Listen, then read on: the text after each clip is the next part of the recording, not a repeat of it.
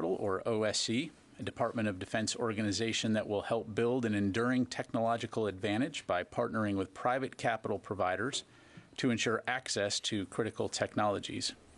OSC will connect companies developing critical technologies vital to national security with capital. Critical technologies such as advanced materials, next-generation biotechnology, and quantum science often require long-term financing to bridge the so-called valley of death between the laboratory and full-scale production. These technology companies also suffer from a limited supply of long-time horizon patient capital, which results in an inability to transition technology into military capabilities, even for technologies developed with the help of federal research grants or contracts. Moreover, many of these technologies are essential for future defense capabilities, but are not purchased directly by the DOD, meaning existing procurement programs are unable to support the relevant company's immediate capital needs. As an office overseen by the Secretary of Defense, the OSC will have an advisory council that includes the department's undersecretaries of defense. The OSC will work across DOD's policy, acquisition, and research efforts. It will also help to counter non-market actions by strategic competitors that use U.S. capital markets to advance their own technology goals. In support of the Undersecretary of Defense for Research and Engineering, OSC will complement the innovation organizations already executing programs to support critical technology developers. OSC aims to scale investments between science and technology-focused organizations such as DARPA and commercially oriented organizations such as the Defense Innovation Unit by increasing the capital available to critical technology companies to help them reach scaled production. While existing offices rely on grants and contracts to deploy capital, OSC is investigating the use of non-acquisition based finance tools such as loans and loan guarantees. For example, a number of other federal agencies use credit programs to participate in capital markets through loans, loan guarantees, development funds, and other tools. We'll be posting a press release on defense.gov with further details on the OSC, and we'll have additional information to announce regarding this initiative on Saturday during the Reagan National Defense Forum. Tomorrow, as previously mentioned, Secretary Austin will depart for Palmdale, California to participate in the unveiling of the U.S. Air Force's newest strategic deterrent, the B-21 Raider, and then on Saturday he'll deliver the keynote address at the Reagan National Defense Forum at the Ronald Reagan Presidential Library in Simi Valley. And finally, I want to acknowledge the Senate confirmation yesterday of Robert Storch as the Department of Defense Inspector General. This is excellent news for the department and a critically important mission, and we appreciate the Senate's efforts. And with that, I'll take your questions. We'll start with AP, Lita Baldor. Thanks, Pat. Can you bring us up to date on any the results of any conversations that the Secretary has had or other DOD leaders have had with their Turkish counterparts? Have there been any assurances provided to DOD that there will be no longer any strikes in the vicinity of U.S. service members? Can you just bring us up to date on where that stands? Thank you. Thanks, Lita. I don't have anything to provide beyond the readout that we issued last night. I'm not going to speak for the Turkish government. As the readout mentioned, Secretary Austin relayed the department's strong opposition to any potential ground invasion in northern Syria. And again, the focus here is on enabling and ensuring that the Defeat ISIS mission can continue unimpeded and to prevent potential instability in that region. Yep, go ahead, Wafa. So when Turkey started its airstrikes and then threatened the safety of U.S. personnel in Syria, it looks like the deconfliction line wasn't where it should be. So is this what led to the phone call with between Secretary Austin and his counterpart? And does Secretary Austin feel confident that this line, the confliction line, is being reinstated after this phone call? Yeah, so first of all, as a NATO ally and a close partner with the United States, we always have regular communication with Turkey. And so in the case of the phone call, the Secretary wanted to call to relay his condolences for the deaths that we saw in Turkey, but then also to address what we've seen in open press reporting in terms of a potential ground invasion into northern Syria. And so the focus here is, from a United States standpoint, on ensuring that terrorist organizations like ISIS cannot reconstitute. We've obviously made a lot of progress toward that end since they first originated, en masse back in 2014, and we don't want to see that progress be wasted. Still have a lot more work to do on that front. So that was the origination of the phone call. Thank you. Okay, Janie. Thank you. I have two questions. You might know that several Chinese and Russian military aircraft recently invaded Cadiz, Korea's air defense identification zone, and South Korea. And ROK Air Force took sortie in response. So what do you think are the intentions of China and Russia, which frequently invade? Yeah, thanks, Janie. So I don't want to speak for China and Russia. Certainly we are aware of the joint Russian-Chinese flight. In terms of the Republic of Korea's response, I'd refer you to them to answer for themselves. But beyond that, I don't have any additional information to provide. Second question, it has been reported that China is conducting chemical warfare training in preparation for crisis on the Korean Peninsula. So, do you know, how can you see the Chinese suspicious movement? Yeah, I don't have any information on that. Thank you. Find it out there. I refer you to China. I'm assuming that China conducts a wide variety of military training, but in terms of chemical warfare training, I'm not aware of anything in that regard, but I don't have anything further. I'm not concerned about the chemical warfare. I don't have any China and further North Korea getting together. Thanks, Janie. Let me go to David in the back. Does the Secretary have any reaction to this threat by some of the Republican members of the Senate to hold up the NDAA if the vaccine mandate isn't rescinded? Yeah, thanks, David. So what I would tell you is, as a warfighting organization, the health and readiness of our force is paramount, and vaccination for COVID is still a requirement. But in terms of discussing proposed or pending legislation, I'm not going to be able to provide a comment on that, and won't have anything further to provide. Thank you. Health is paramount, so do not lift the vaccine mandate. The vaccine mandate is currently in effect. Thank you. Yeah. Following up on David, are there plans to do that in the future to potentially put an end to the vaccine mandate? Again, the vaccine mandate is currently in effect. I'm not going to talk about pending or proposed legislation or speculate on future potential outcomes. And dropping it, you said would have an effect on military readiness and the health. I just wanted to hear more on the reasoning. Well, again, broadly speaking, from a Department of Defense standpoint, we are a warfighting organization, so the health and readiness of our force is always going to be paramount to ensure that our forces are ready and able to conduct their mission. So vaccinations, whether it's COVID, influenza, anthrax, those kinds of things, we're going to ensure that our forces are properly vaccinated to be able to carry out their wartime mission. Thank you. Has that had an impact on recruitment? We're talking about COVID mandate. I don't have anything further on that. Certainly, we continue to look broadly at how we can recruit and how we can attract recruits, but I'm not going to get into whether or not there's a correlation or not. Okay, let me go to the phones here. Heather from USNI. Thanks so much. On the vaccine mandate, is there any plans to expand it to the booster shots that are either the bivalent one or any I guess the first booster shot available? And then on recruitment, I know one of the biggest concerns right now is eligibility. Does the Department of Defense have any plans to try to address eligibility of young Americans? Yeah, thanks, Heather. So I heard your first question. I'll come back to your first one, your last question rather. I'll come back to your first one because it wasn't really clear.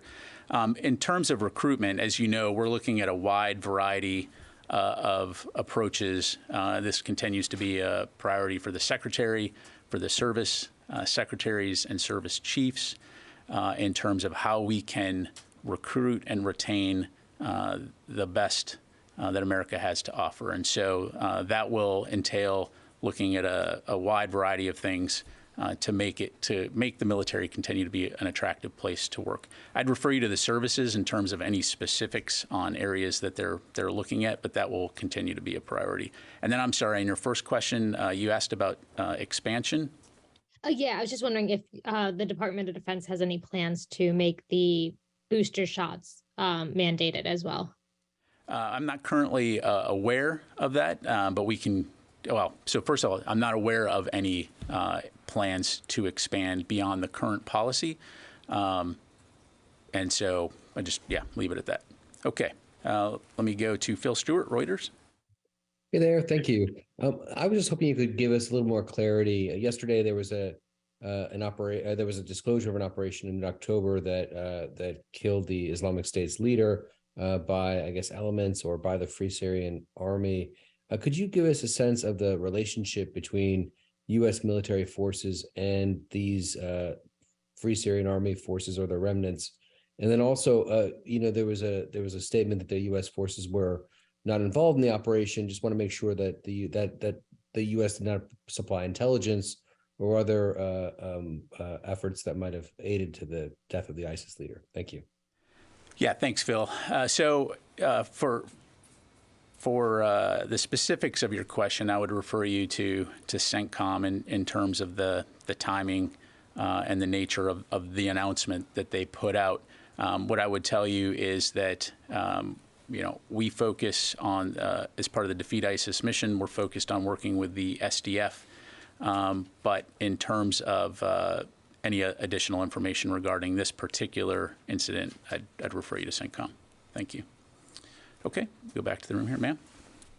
Yes, North Korea will hold their Key Party meeting in late December.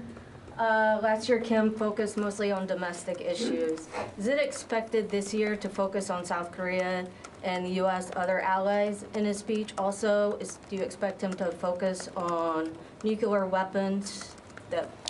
Yeah, I appreciate the question. I'd have to refer you to North Korea on that. I'm not going to be able to speculate on what they may or may not talk about. Thank you, ma'am. Karen with the Washington Post. There's been some reports lately about expanded U.S. training programs for Ukrainians, particularly in Germany. I was wondering if you could give any more details on what that entails or is expected to entail. Yeah, thanks, Karen. I saw the press report on that. I would tell you that I don't have any announcements to make at this time in terms of any new training programs or efforts. But when and if we do, we'll certainly be sure to let you know.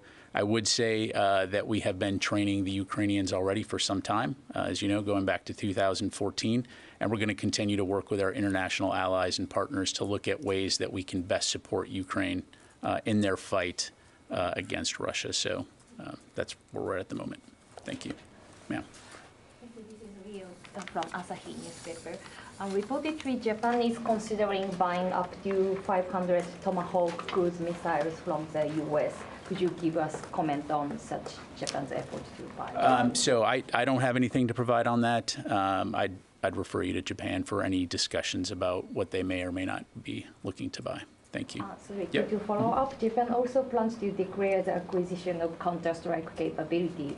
And how will the U.S. coordinate and help Japan's effort to strengthen its defense capability? I apologize. Which type of capability? Counter-strike capability. Certainly aware of what Japan has said publicly in that regard. Again, I don't have a specific comment to provide other than to say that Japan continues to be one of our closest allies and will continue to work with them in terms of ensuring a free and open Indo-Pacific, and just leave it at that. Oren? Back to Turkey for a second. What deconfliction efforts did you try to pursue with Turkey before their strike that endangered U.S. personnel? And just a few days ago, you told us there was a reduced number of patrols because of essentially what's happening there. Have there been any other changes to the operations or activities of the ISIS coalition? Yeah, so no updates to provide beyond what I provided on Tuesday, which is that we are operating at a reduced number of partnered patrols with the SDF. In terms of deconfliction and coordination, again, what I would say is that we do have frequent and open lines of communication with our Turkish allies at a variety of levels. I don't have any specifics to provide as it relates to that particular strike. But again, we did issue a statement highlighting the fact that a strike did come close to U.S. personnel, and we clearly have communicated that. Are you confident that U.S. personnel there are safe and are not currently at risk from Turkish operations? I know that right now, U.S. personnel are safe, and we hope they continue to remain in that status. But again, this demonstrates why it's very important that while this important defeat ISIS mission continues, that we are able to work together and communicate to ensure that there's continued stability in the region and that important mission does not enable a very, very dangerous terrorist organization known as ISIS from being able to reconstitute. Thanks. Liz? Just to follow up on Oren's question, he kind of stole it from me. After Secretary Austin's call yesterday with his Turkish counterpart, are U.S. forces safer in Syria after that call? So, look, we always are going to make sure that our forces, wherever they're operating from, safety is going to be a top priority. And so as they're focused on their mission, they're going to do what they need to do to ensure that they're safe. I think, again, we're eager to work and communicate closely with our Turkish allies to ensure the stability and the security of that region and the continuance of the Defeat ISIS mission. Thanks. Courtney. When you say that there's a reduced number of partner patrols with the SDF, I mean, haven't the partner patrols stopped over the last several days? No. So there have been partner patrols since? My understanding is, again, I'd refer you to CENTCOM or CJTF OIR for further details, but my understanding is that we do continue to conduct partnered patrols with the SDF at a reduced number based on their request to go to a reduced number. How about U.S. unilateral efforts? Are those at all continuing right now or ongoing? I mean, I know they're not that common, but... Well, I mean, to kind of step back and to put it into context, we maintain counterterrorism capability in the region. So I think what you're referring to is if there are counterterrorism operations that require a unilateral approach, we've long said that we reserve the right to conduct those types of operations if they pose an imminent threat against U.S. personnel or our homeland. And we certainly retain that right. But in terms of any specifics or missions to provide, I don't have any details. I just understand because General Masloum said on the record that that the counter-ISIS missions with the U.S. and the coalition are halted. Right Again, now. I'd refer you to CENTCOM, but as I understand it as of today, there's a reduced number. The mission continues. I can't speak for General Masloum. Because just one more, I mean, the mission continues in Iraq. There's no question about that. So the overall mission continues. But as far as actually things in Syria, that's what General Masloum My understanding is that the mission continues in Syria. And then one on vaccines. I'm just curious, just given the fact that there are members on the Hill who have a very real ability to stop the NDAA from moving forward. I mean, they have the capability of doing that. I'm wondering if there is if the Secretary is considering at all even reviewing the vaccine mandate. Not that he's made a decision or anything like that, but is there even a consideration to review the mandate given the fact that COVID illnesses and deaths are down, people aren't wearing masks? I mean, there have been changes in COVID protocols, so. Yeah, no, I appreciate the question, Courtney. What I would say again is, the department is operating off of current policy, which is that COVID vaccinations are required. And I'm just not going to get into hypotheticals about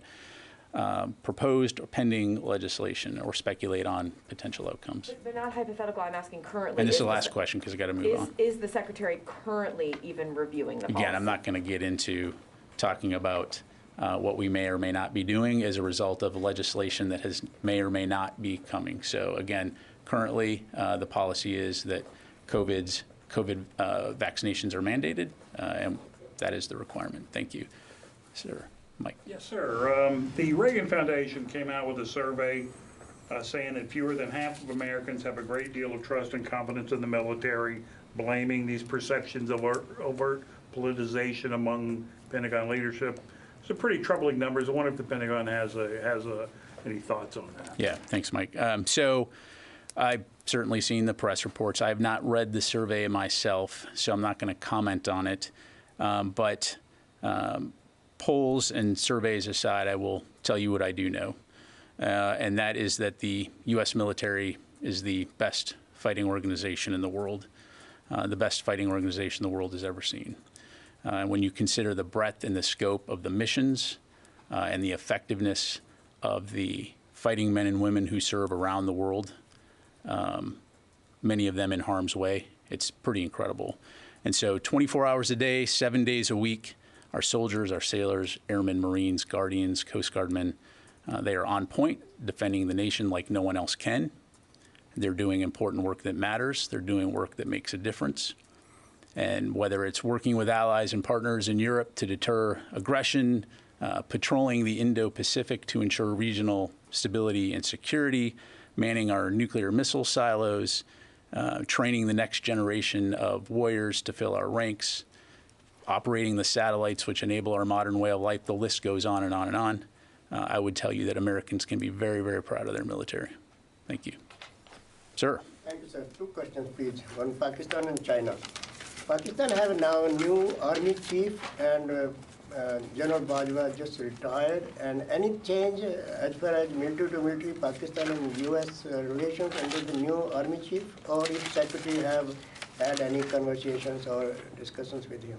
No conversations at this point, and no change in our valued relationship with Pakistan. And second, on China, so many reports are going on, officially and non-officially, and press reports and experts and all that. How much do you think China is now danger to the U.S. as far as military to military or U.S. National security interests are concerned?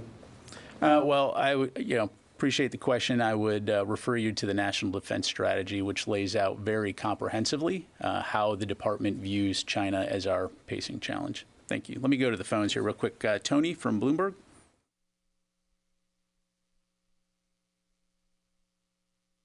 Tony, are you there? All right, we'll come back. Nick from PBS. Hey, Pat. Sorry. Thank you very much. I want to go back to Turkey, but ask it a little differently. General Mazloum, to me and to others, have asked for a more robust condemnation of Turkish attacks and a more robust defense of the SDF. So do you think that you have delivered a strong enough message to Turkey? Do you acknowledge SDF concerns today? And do you believe that the Turks have heard your message? Thanks. Thanks, Nick. So again, what I would say is our focus is on the Defeat ISIS mission. And we certainly value our very strong, enduring, and long alliance with Turkey. And we also value the partnership that we've shared with the SDF since the beginning of the counter-ISIS campaign, now known as the Defeat ISIS mission. When you look at what the SDF did and continues to do in terms of preventing the reconstitution of, again, a very dangerous terrorist group, ISIS, it is something that that we should all be very thankful for, and we look forward to continuing to work with them in that regard. As I've said in the statement that we put out last week, we certainly do recognize Turkey's valid security concerns when it comes to protecting their people inside their borders, and we will continue to communicate with Turkey. And we'll continue to communicate and work with the SDF. But again, the focus here is on preventing a destabilizing situation, which would put ISIS in an ability to reconstitute, and no one wants to go back to what we saw in 2014 with terrorist group running amok and taking large swaths of land with thousands and thousands of people killed. Thank you. All right, Wafa. On Turkey. So you're talking about a situation, stabilization situation. Do you have concerns that Iran and its proxies may take advantage of this situation on the ground in Syria and Iraq? Do you have indication that it might do something? Well, I mean, without speculating about potential moves by Iran, we certainly have seen the destabilizing activities by Iranian-sponsored groups in places like Syria and if you've been following this story long enough, you know that Syria continues to be a very dynamic environment, which is why it's incredibly important to keep the pressure on ISIS to prevent them from reconstituting. Thank you. Sir. Just a question about about Congress.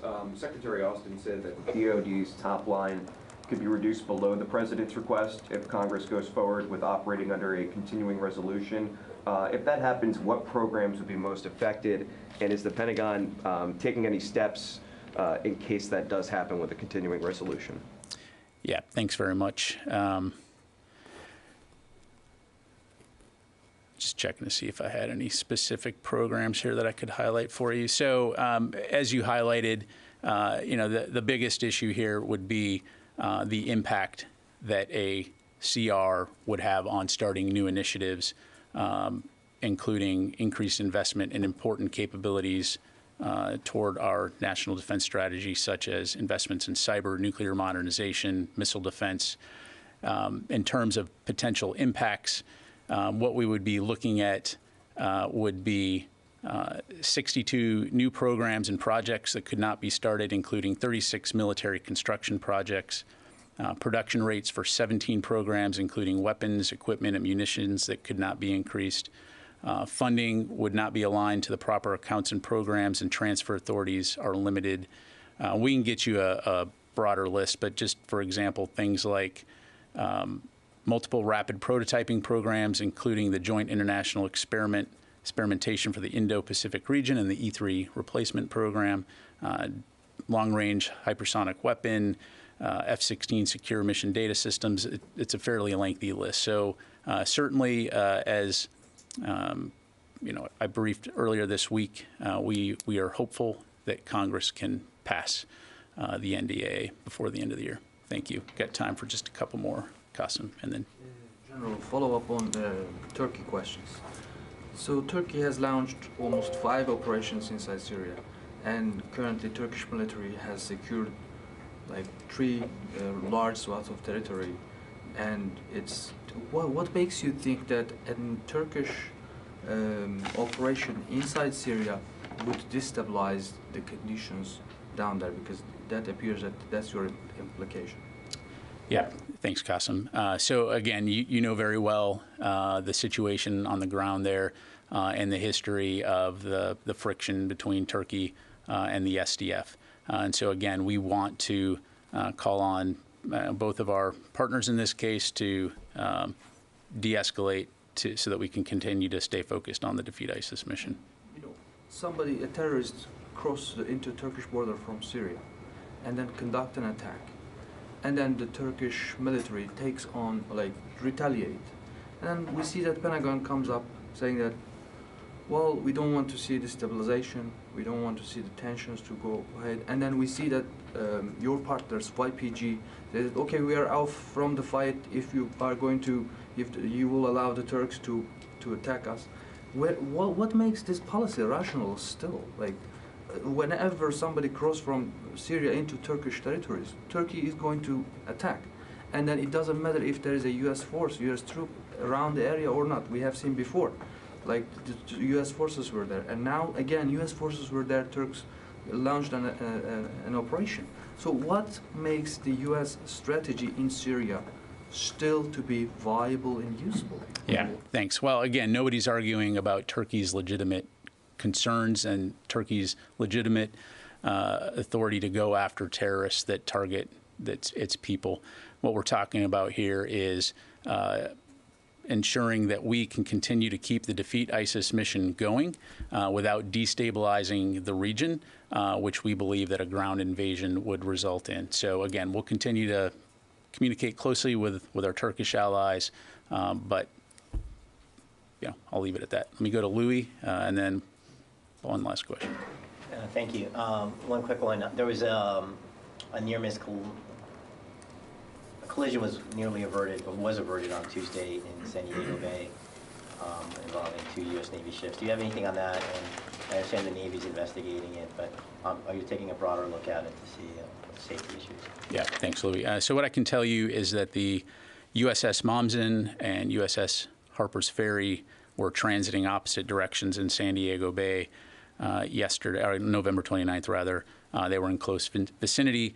Both ships maintained communication and maneuvered to ensure that they were safe in the channel.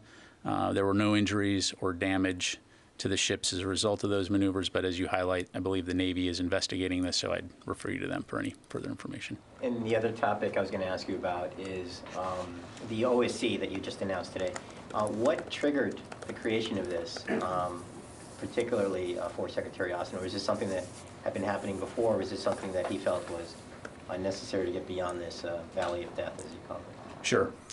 So first of all, it's the capability that the OSC will provide is not something that's unique per se within the U.S. government. You have other agencies that have employed this capability.